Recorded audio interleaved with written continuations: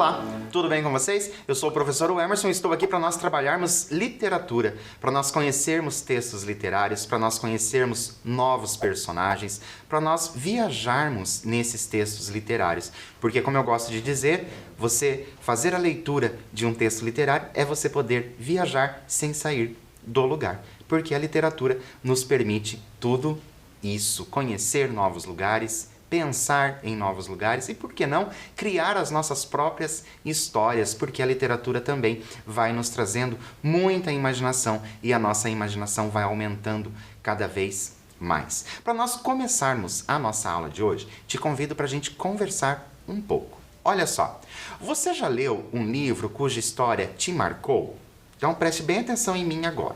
Olha só, durante toda a sua trajetória aí de leitor ou de você ouvir uma história, alguma dessas histórias te marcou? Qual história foi essa que te marcou e por que essa história te marcou? Eu vou dar um tempinho para você e eu já volto.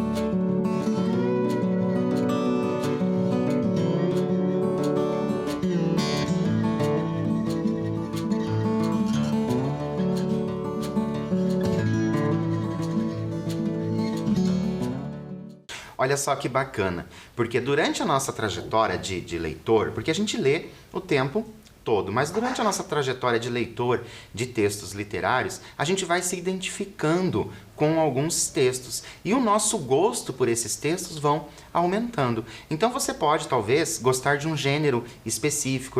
Professor, eu gosto muito de poemas. Então você vai fazer a leitura mais de poemas. Não, professor, eu gosto bastante daqueles textos em cordéis. Daí você vai fazer a leitura dos cordéis. Não, professor, eu gosto mais daqueles textos de aventura. E assim você vai construindo o seu gosto literário e aumentando o quê? Aumentando as suas histórias de leitura. E é importante a gente pensar que essas histórias de leitura que a gente tem durante a nossa vida, ela vai nos formando. Então, conforme a gente vai aumentando as nossas leituras, o que vai acontecer? Nós vamos tendo visões diferentes sobre outras leituras ou sobre as mesmas leituras. E, de novo, digo para vocês, por que isso acontece? Porque a literatura nos permite que isso aconteça. Mas, falando da nossa aula de hoje, eu já vou dizer para vocês quem é o nosso autor. O nosso autor de hoje é o Antônio Prata. Nasceu no ano de 1977. Vamos descobrir um pouquinho dele, então acompanhem comigo. Antônio de Góes e Vasconcelos Prata é escritor, cronista e roteirista brasileiro. Prata é filho do também escritor Mário Prata, de 1946. Dentre suas obras publicadas, podemos encontrar coletâneas de crônicas e também obras infantis. Olha só, o nosso escritor de hoje, esse Antônio Prata, está destacado ali, o nome dele é maior, mas conhecido como Antônio Prata. Também é filho de um escritor, Mário Prata. Será que você já teve acesso às leituras desse Mário Prata? É interessante que ele é escritor, cronista e roteirista brasileiro. Tudo isso vai formando esse nosso escritor de hoje. O que nós vamos ler hoje dele é uma crônica. Não sei se vocês estão lembrados, mas a crônica é aquele texto leve, é um texto bem tranquilo de nós fazermos a leitura, não é um texto longo, certo? É um texto mais curto, então é um texto que flui. Você vai fazendo a leitura e vai fluindo, que são coisas do cotidiano, coisas do dia a dia. Então, esse texto que nós vamos ler dele hoje, mas eu trago para vocês duas obras dele para vocês verem e conhecerem. Olha só, Jacaré Não, que é uma literatura infantil,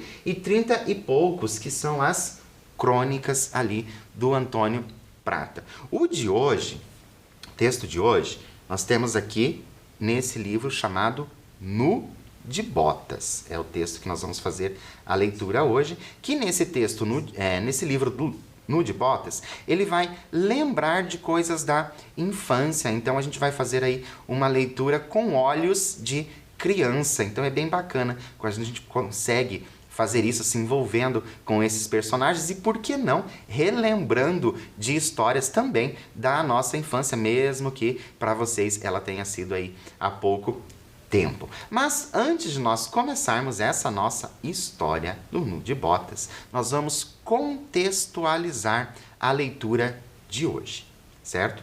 Para isso, eu trago algumas imagens para vocês que são capas de filmes, certo? Quero que vocês prestem atenção nessas capas de filmes. Possivelmente, alguns desses filmes vocês conheçam. Caso você não conheça, não se preocupe. Pode pesquisar depois sobre o filme, podem assistir, se divertir também. O primeiro que nós temos é esse aqui, O Rei Leão. Já ouviram falar desse filme, O Rei Leão? E depois nós temos 10 Coisas que eu Odeio em Você, que é uma comédia romântica. 10 Coisas que eu Odeio em Você. Depois nós temos Romeu e Julieta, já bem conhecido, e um filme chamado Shakespeare Apaixonado. Então eu tenho lá o Rei Leão, 10 Coisas que eu Odeio em Você, Romeu e Julieta e Shakespeare Apaixonado. O que será que essas imagens, que esses filmes têm em comum? Eles têm em comum o nosso autor, tá? Tem o nosso autor. Nós vamos falar desse autor. Lembra? O texto que nós vamos ler é do do Antônio Prata. Mas nós vamos também falar de um outro autor. E você já sabe qual é esse autor? Pense lá nos filmes. Rei Leão, 10 Coisas que eu Odeio em Você. Depois nós temos Romeu e Julieta e Shakespeare Apaixonado. Vou dar um tempinho para você anotar aí e eu já volto.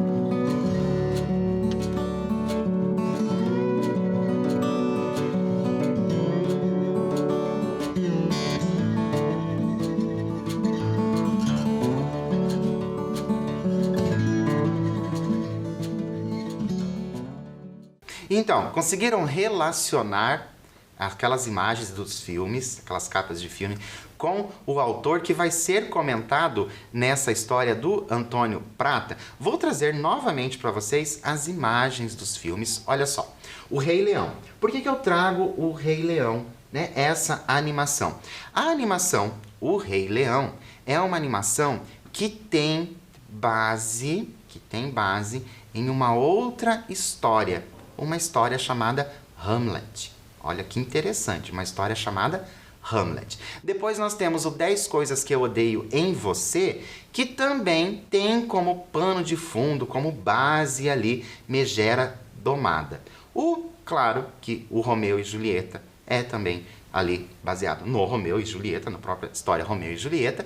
E o Shakespeare Apaixonado tem também essa base do Romeu e Julieta. Tudo isso vai nos levar ao nosso autor, que vai ser comentado lá na história do Antônio Prata, que é quem? É o William Shakespeare, nascido no ano de 1564 e faleceu no ano de 1616.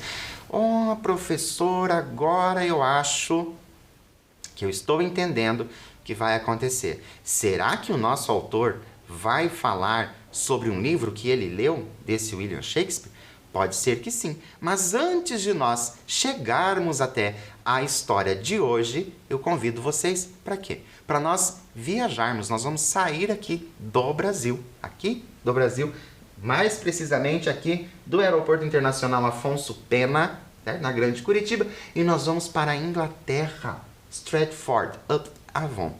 Olha só como nós vamos longe. Mas por que nós vamos tão longe assim, professor?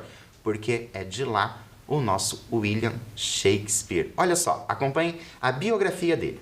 William Shakespeare foi um poeta, dramaturgo e ator inglês, nascido em Stratford. É considerado até hoje como um dos maiores escritores mundiais. Shakespeare escreveu poemas, dramas, tragédias e comédias. Quero te chamar a atenção para a gente conversar. William Shakespeare, como vocês viram, né, ele é considerado um dos grandes autores até os dias atuais, e muitas histórias que a gente lê hoje, muitas séries que a gente vê, muitos filmes que a gente assiste, tem ali como base, um pano de fundo, um pouquinho de William Shakespeare, principalmente quando trata ali de amores não possíveis. Então tem essa base do William Shakespeare, ele é famoso, tem excelentes obras. Então, quando vocês puderem conhecer um pouquinho sobre William Shakespeare, né, tenham essa curiosidade de conhecer as histórias dele quando vocês puderem. Mas vamos pensar um pouquinho. Olha só, nós vamos tentar descobrir o nome da crônica que leremos a partir das imagens que serão apresentadas. Eu vou apresentar para vocês duas imagens, e com essas duas imagens vocês vão tentar fazer aí uma relação entre elas e descobrir o nome desse texto que nós faremos a leitura hoje. A nossa primeira imagem é essa. Essa primeira imagem, será que você conhece essa imagem? Você sabe o nome desse lugar? Como que chama algo assim? Tá? E se em cima dessa imagem eu puser essa pessoa. Quem é essa pessoa? Reconhecem aí? O nosso William Shakespeare. Vou dar um tempinho para você pensar a respeito do texto e eu já volto.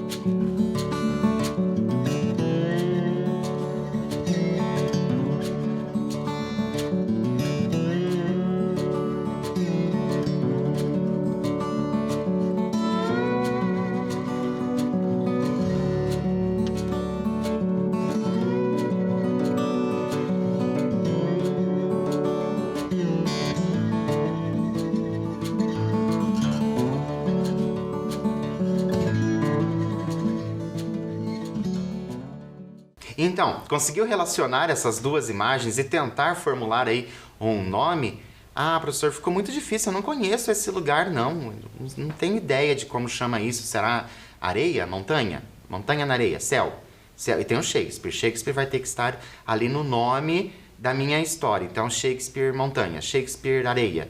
O que será que está acontecendo? Shakespeare na praia, professor, pode ser que seja isso.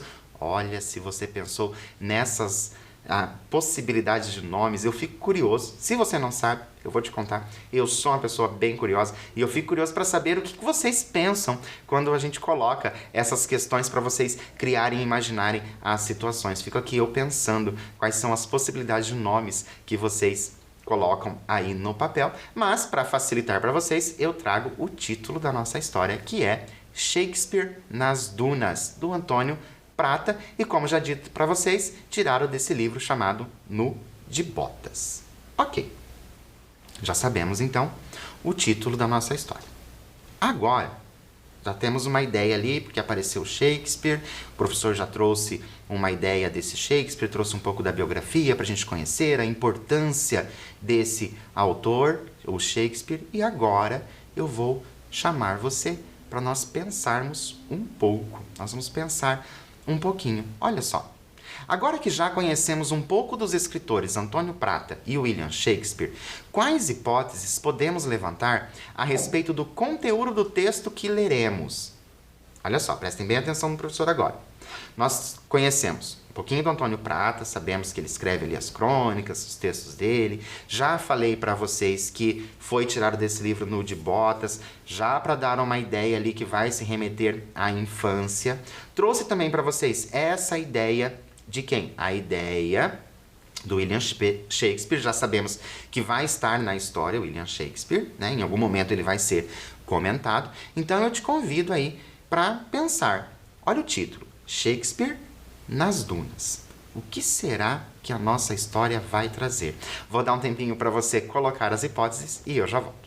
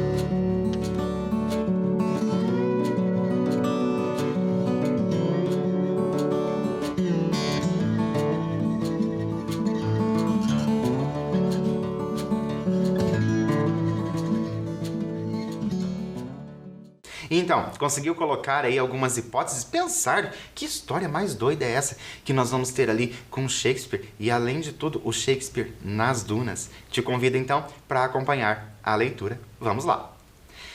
Férias de verão. Minha mãe e meu padrasto alugaram uma casa em Arraial do Cabo para passarmos o mês de janeiro.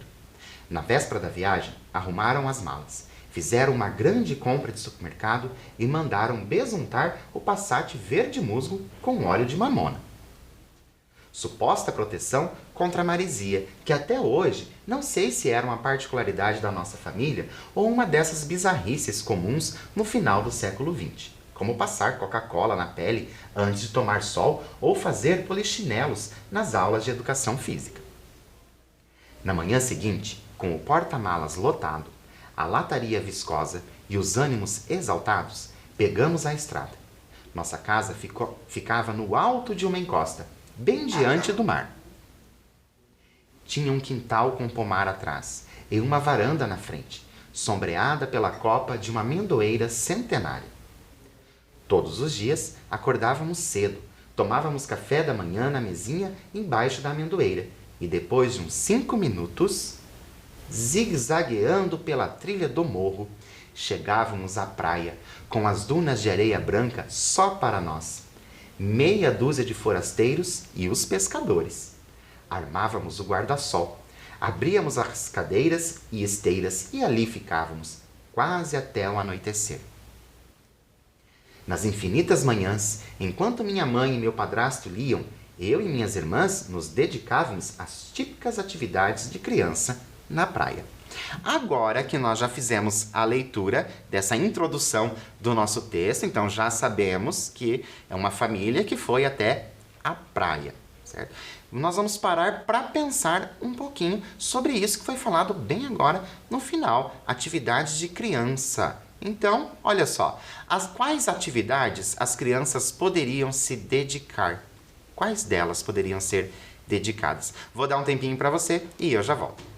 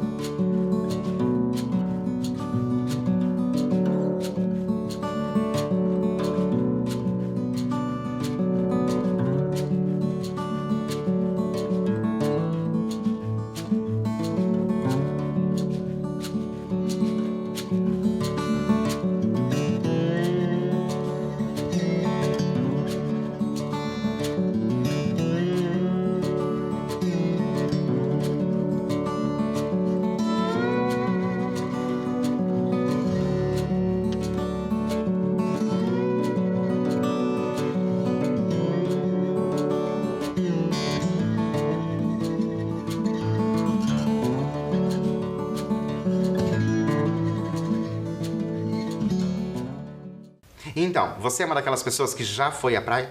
Você imagina o que você brincava na praia? Ou se você não foi à praia, ainda não teve essa oportunidade, o que você gostaria de fazer na praia? Se fosse criança ali, o que você gostaria de brincar? O que será que as nossas crianças, essas nossas crianças do nosso texto, vão aprontar? Vamos conferir? Então, acompanhem comigo. Nadávamos, rolávamos na areia, chamávamos de fazer croquete. Construíamos castelos, cavávamos buracos, realizávamos autópsias nos baiacus inchados trazidos pelo mar. Lá pelas 3, meu padrasto fechava o livro. E aí, quem quer uma birita? Caminhávamos até uma birosca de pau a pique. Comíamos pastéis. Eles bebiam caipirinha e nós, fantaúva. No finzinho da tarde, havia o arrastão. Eu e meu padrasto ajudávamos a puxar a rede. Bem, ele ajudava. Eu só ficava por ali, agarrado à velha corda azul, fingindo que meus pequenos músculos faziam alguma diferença na luta dos homens contra o mar. Quando a rede chegava, carregada, um borbulhante lago prateado, refletindo os últimos raios de sol, recebíamos 1 ou 2 tainhas por nossa contribuição e íamos para casa assá-las.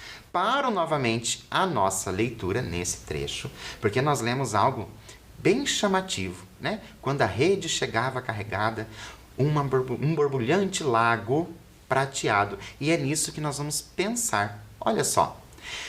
Quando a rede chegava carregada, um borbulhante lago prateado. A que se referem os termos lago prateado? Por que ele está chamando de lago prateado? Será que você prestou bastante atenção na história? Vou te dar um tempinho e eu já volto.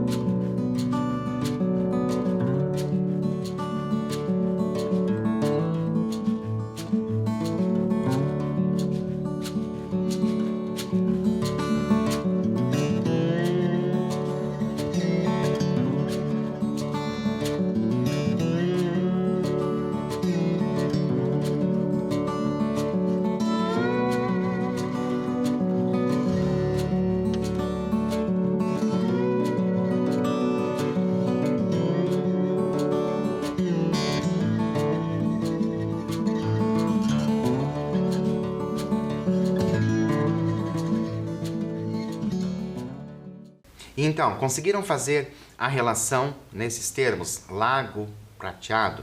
Ah, professora, eu não entendi muito, porque não era na praia, não tinha que ser mar prateado, não tinha que ser algo nesse sentido? Não, por quê? Porque o que chegava? A rede que chegava. E a rede chegava cheia de quê? Cheia de peixes. E né, o reflexo do sol, a luz do sol batendo nos peixes ali, fazia essa visão prateada. Então ele chamava de lago prateado. Interessante, né? Quando o nosso autor ele utiliza essas palavras para deixar a história ainda mais bela. Mas, professor, não sei não, porque lá no início você tinha falado alguma coisa de Shakespeare, eu até fiquei aqui pensando sobre Shakespeare e até agora nada de Shakespeare. Não, mas calma, a gente ainda não chegou no final e vamos continuar para ver onde esse Shakespeare vai entrar na história. Olha só. Depois de jantar, eles nos liam alguma história dos irmãos Grimm ou do Monteiro Lobato e capotávamos para acordar cedo no dia seguinte e começar tudo de novo. Por mais divertidas que fossem nossas atividades praianas, 1 mês é muito tempo e era inevitável que em algum momento fôssemos visitados por aquele implacável companheiro da infância, o tédio. E agora paramos novamente, né? Sabemos ali, contando a história, nós temos essas crianças, ficaram entediadas ali na praia. E agora, se fosse você, né? O que as crianças poderiam fazer para espantar o tédio? O que você acha que poderia fazer para espantar esse tédio? Olha só, presta atenção de novo no professor. Nós temos que ali entrar dentro dessa história. Ah, professor, mas eu gosto de ficar um mês na praia. Ok, tudo bem você gostar de ficar um mês na praia, mas agora a gente vai ter que ser aqueles personagens que estão com tédio de passar esse tempo todo na praia. Vou dar um tempinho para você e eu já volto.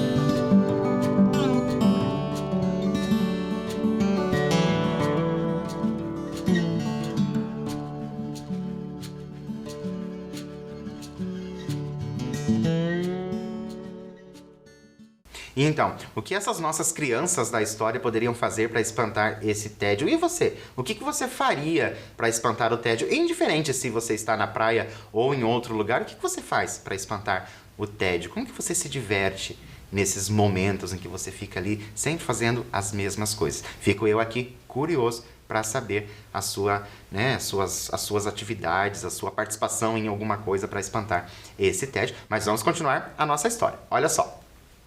No final de uma manhã, lá pela terceira semana, cansados do mar, da areia, dos croquetes, pastéis, picolés e barrigas dos baiacus, nos encaraptamos sob o guarda-sol e, emburrados, pusemos em prática a única estratégia que conhecíamos para espantar a infelicidade: azucrinar a vida dos adultos até que eles nos trouxessem alguma solução.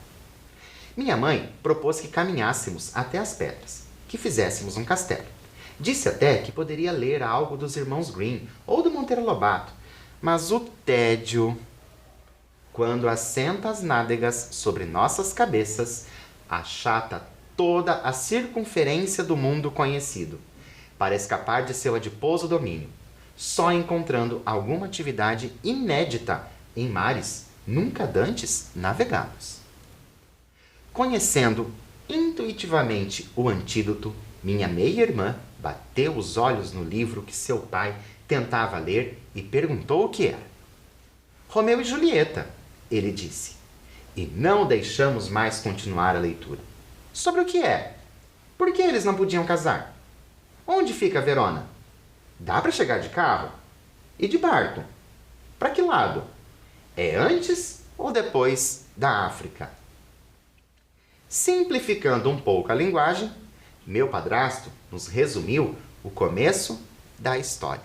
Paro novamente, neste momento, que nós já tivemos uma indicação do nosso escritor William Shakespeare, né? O escritor do Romeu e Julieta. Olha só que interessante. O padrasto resumiu o começo da história e para isso eu já tenho uma pergunta para você. Você consegue colocar em poucas palavras a história de Romeu e Julieta? Já ouviu a história de Romeu e Julieta? Consegue fazer aí, com poucas palavras, né, essa história? Vou dar um tempinho para você fazer isso e eu já volto.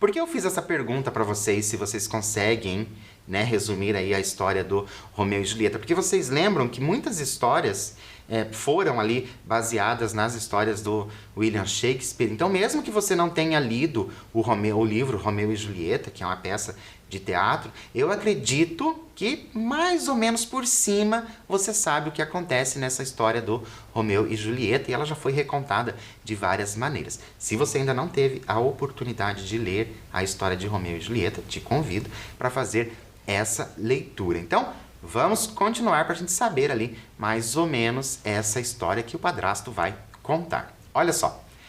As famílias rivais, a festa fantasia, o filho dos Montecchio, a jovem Capuleto, o amor proibido. Em 5 minutos, após mais de 1 hora de lamúrias, havíamos ficado quietos e atentos. Não sei se instigado por nosso interesse ou simplesmente temeroso de que voltássemos ao tédio profundo. Meu padrasto resolveu abandonar a versão resumida e começou o livro pelo começo, inserindo aqui e ali algumas notas de rodapé. Nesse momento, paro novamente a leitura. Já tivemos ali um breve resumo do que acontece, festa fantasia, as famílias rivais, mas o padrasto fez o quê, né? Abandonou ali a história e resolveu contar essa história inteira, fazendo o quê? Fazendo algumas interferências. Olha só, até eu agora estou me identificando com esse padrasto, porque é bem assim que a gente faz as nossas leituras, né? Vai fazendo a leitura, vai fazendo as interferências. E interferindo, eu tenho uma pergunta para você. Olha só, por que você acha que o padrasto inseria algumas explicações sobre a história? Vou dar um tempinho para você e eu já volto.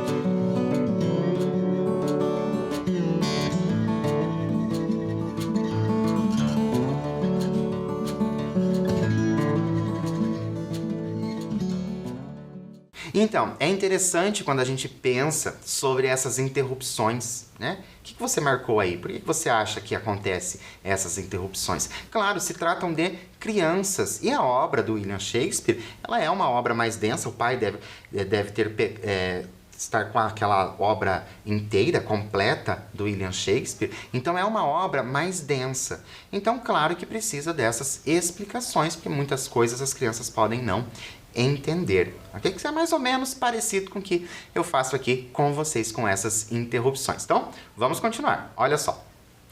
Daquele dia em diante, quando voltávamos da birita, entupidos de fantaúva e pastel, sentávamos nas esteiras e até o sol se pôr, ouvíamos a continuação da história. Mais tarde, ao nos deitarmos na cama, não queríamos saber de feijões encantados ou das reinações de Narizinho. Só nos interessava o futuro do casal. Hoje, acho que entendo o porquê do nosso interesse por Romeu e Julieta. Filhos de pais recém-separados, não nos eram nada distantes, perdidas no século XVI, situações como amor impossível, relações inconciliáveis, a casa dos Montecchio e a casa dos Capuleto. Por mais civilizados que tivessem sido os divórcios do meu pai e da minha mãe, do meu padrasto e de sua ex-mulher, em algum lugar devíamos nos solidarizar com 2 jovens cujas vidas eram afetadas pelas rixas de seus antecessores. Ou talvez nem precisássemos ir tão longe. Afinal, o que é a infância senão uma sequência de desejos cerceados pelos adultos? Os dias foram se passando e nós fomos ficando cada vez mais ligados ao livro. Para alongar a narrativa, minha mãe e meu padrasto se aprofundavam em detalhes. Descreviam roupas e cenários, Cantarolavam as músicas dos bailes, assoviavam os pios dos passarinhos, inventavam comidas, animais e plantas da floresta. Embora percebêssemos a artimanha e reclamássemos às vezes, pula, pula, isso é sobre... Eu dizia, eles conseguiram levar Romeu, Julieta e as 3 crianças firmes e fortes até o fim das férias. No penúltimo entardecer, subimos para casa com o coração na boca. O mundo tramava contra o amor proibido. Romeu havia sido obrigado a fugir para Mântua. Julieta estava prometida a Paris. Mas o plano do Frei Lourenço era excelente. Daria à moça um falso veneno, que a faria parecer morta. Romeu a encontraria no jazigo dos Capuleto. A acordaria do sono profundo. Fugiriam para longe de Verona. Arraial do Cabo, talvez? E seriam felizes para sempre. Não era assim, afinal, que terminavam as histórias? Eis o que se perguntavam meu padrasto e minha mãe, vez após outra, naquela insone noite de verão. Como sair da arapuca em que havia se colocado? E agora eu vou fazer o quê? Passar essa pergunta para vocês, para a gente pensar um pouquinho. Por que o autor afirma que a mãe e o padrasto armaram uma arapuca? O que é uma arapuca? Uma armadilha. Por que será que seria uma armadilha? Vou dar um tempinho para você e eu já volto.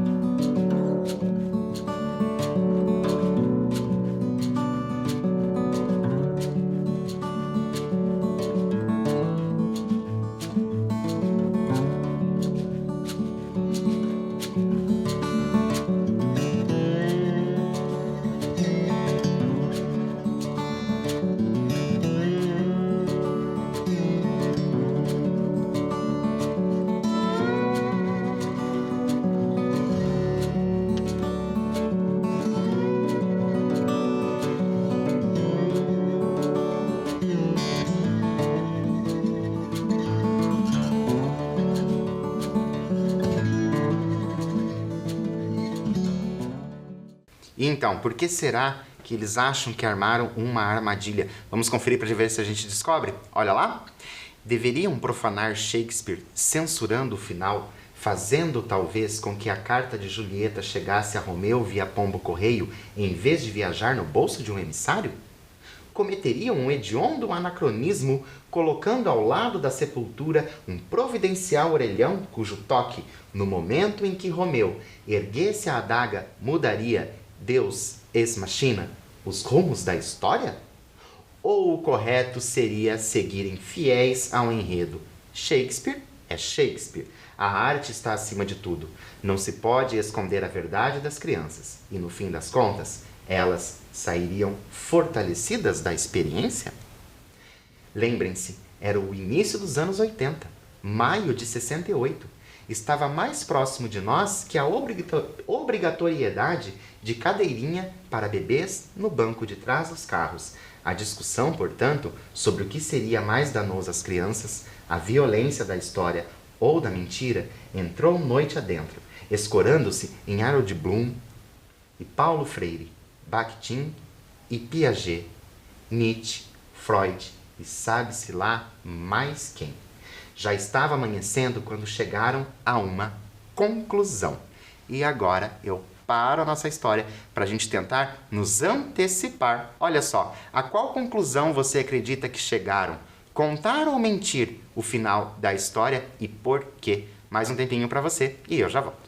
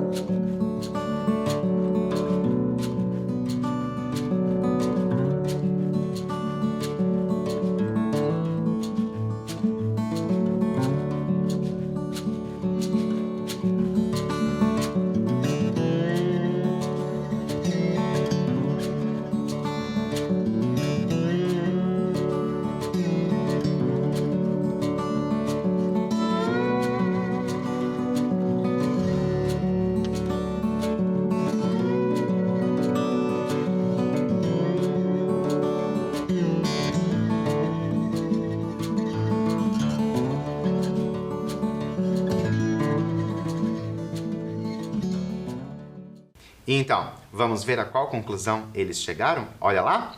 Pela última vez, tomamos café sob a amendoeira, descemos a trilha até a praia, cruzamos as dunas, armamos acampamento.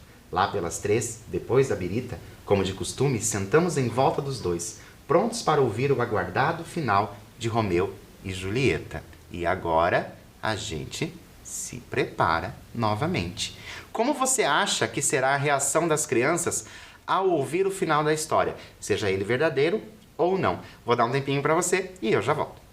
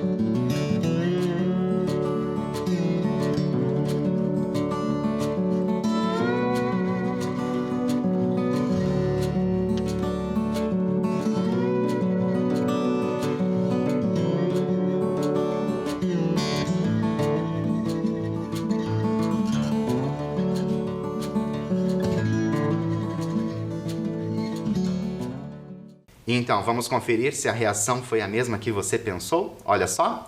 Não lembro quem contou, se minha mãe ou meu padrasto. Lembro é de um frio polar no estômago, de um clarão no céu, do mundo revolto como as entranhas de um baiacu. Minha irmã mais nova perguntava, lívida, ainda sem acreditar. Mãe, o que é a adaga? Minha irmã caminhava a esmo. Não, Romeu! Não, Julieta! Os adultos atrás, atarantados como vaqueiros no estouro da boiada. Mas olha, as famílias fizeram as pazes. Olha, é só uma história, é de mentirinha. Quem aí quer um picolé? E agora nós vamos refletir mais uma vez. Por que as crianças se sentiram tão indignadas com o final da história? Por que você acha que isso aconteceu? Vou dar um tempinho para você e eu já volto.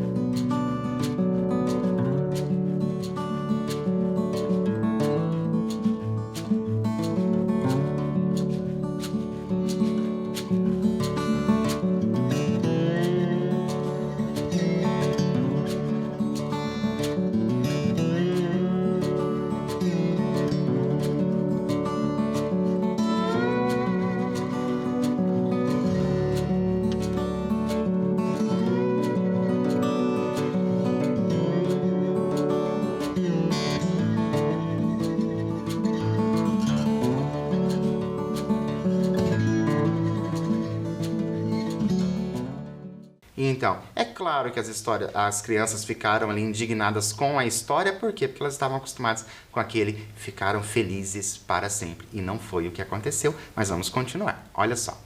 Mortos, mortos, gritávamos rolando pelas dunas, areia grudando no rosto, pequenos e trágicos croquetes pranteando o casal de Verona que morria junto ao último sol daquele verão.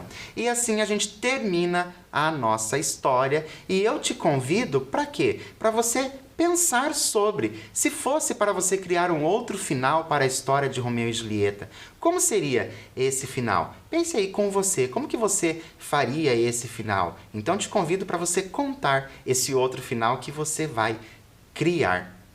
Foi assim que você tinha imaginado o nosso texto lá no início, quando a gente pensou nesse texto? Quais as hipóteses levantadas? Gostou desse texto Shakespeare nas Dunas? Gostou de conhecer um pouquinho da história de Romeu e Julieta? Espero que sim, mas por hoje, infelizmente, a nossa aula chega ao fim.